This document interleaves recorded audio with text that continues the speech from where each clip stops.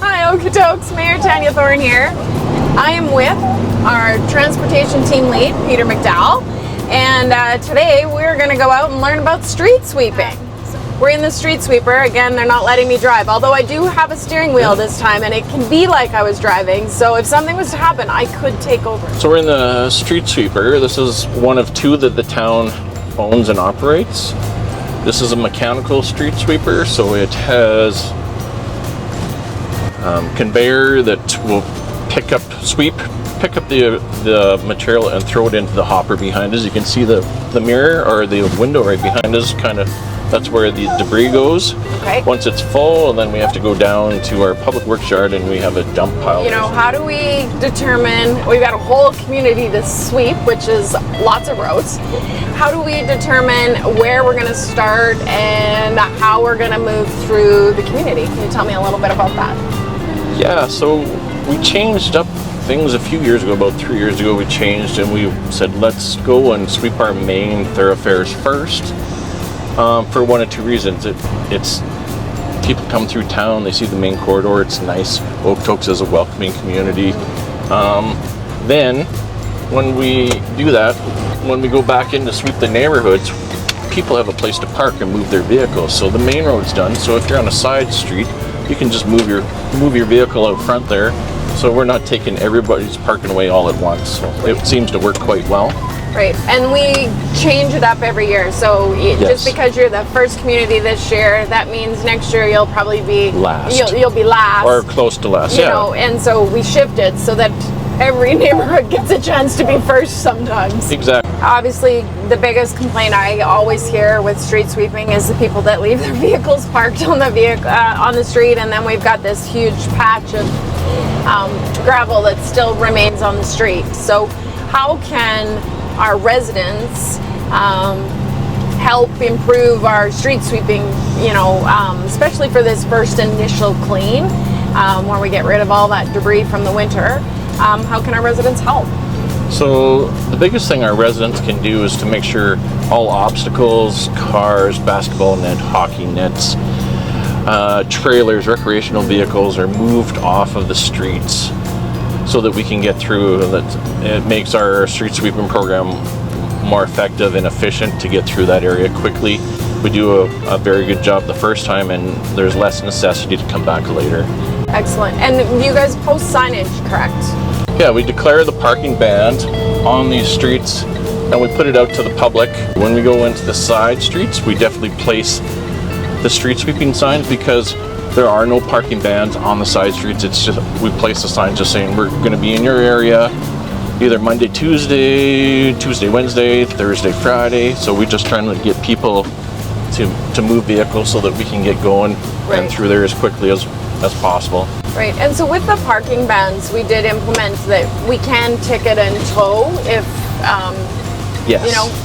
We deem it. So really important for our residents to do their part and pull their vehicles into their driveways or into their garages or park on a neighboring street, one of those main thoroughfares that you had talked about with that. So it really helps. So yeah. So when we are in our residential neighborhoods where there isn't a parking ban, but we strongly encourage you to not park when we're going to be there sweeping streets. Can residents park in back alleys if they have access to the back alley? So it's actually a provincial bylaw that there's no parking in back lanes. So we encourage them to look elsewhere if you got a neighbor that's got a spare spot, or even you're close by a town like the rec center or another town building that has public parking, to utilize that if possible. Yeah, and typically when we doing street sweeping, what time do we start typically in the morning? So day shift, typically between 7 and 7:30 they'll be out. You should see the street sweepers roughly about 7:30 in the morning after they get everything done, pre-checks on the equipment and out on the neighborhood. Yeah, so that's another great thing for our community. Of you don't necessarily need to move your vehicle off the street the night prior, but get up and plan your day to get started really early in the morning or leave for work earlier if that's, you know, you don't typically go that early, and have vehicles off the street for that 7:30 start. Exactly. So if we come and we sweep a neighborhood, and you know, for a variety of reasons, there's pieces that'll get missed, whether there was a vehicle parked there when we came through, or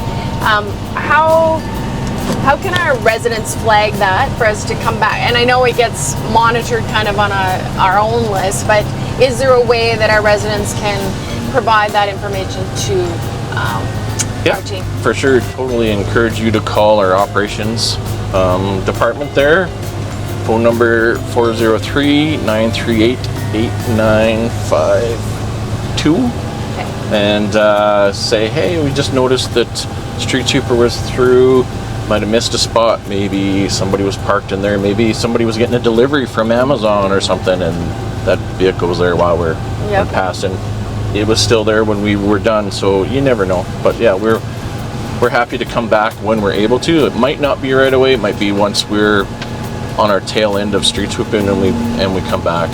You guys will have heard me talk about this a lot, is the shared responsibility. So between the town of Okotoks and our community of businesses and residents, in terms of keeping our streets cleaned.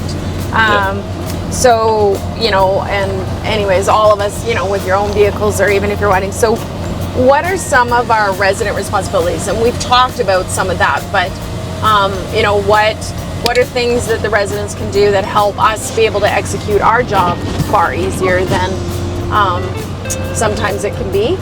And what is that shared responsibility from your perspective? So shared responsibility, definitely what we would really appreciate from our residents is, you know, ensure vehicles are moved off the street, any obstacles are moved off the street. Be patient. Like I said, it's going to take, you know, it could take 4 or 5 passes for us to finish right in front of on your street there. Yep. Once we're gone and you're sure that we're not coming back, you can move your vehicles back onto the street. So usually daytime is 7 a.m. till 4 p.m. We ask people to move their vehicles off the street so that we can get in and through. Mm-hmm. Well, you know what? Really appreciate your time, Peter. I love being able to see the behind the scenes of how we end up with these clean streets that we do. It is something that when I meet with my peers and deal with visitors to our community, that we hear that message a lot of your community is just so clean and your streets are all you know, look so great, and I appreciate your team and all the work that they do to make that happen. And I appreciate all of our residents that do their part to make that occur. So reminder again, remove your vehicles when you see the signage go up in your community. It's only for a day or two, you know, but if you can do that, and any sporting equipment or trailers or anything that basically prevents us using the sweeper and going in a straight shot all the way down the street, all at the same time, that is, you know, how you can help. And even better, just feel free to knock on your neighbor's door if their vehicle's still there and give them a gentle reminder. So thank you, Okotoks, for joining us on our street sweeping journey. We'll see what Peter and I come up with next for the next transportation equipment. I think I haven't been out in a snow removal, so maybe next winter. Yeah, maybe we'll get you in the plow. The plow. I think that sounds like a plan. Yeah. Anyways, thanks everybody.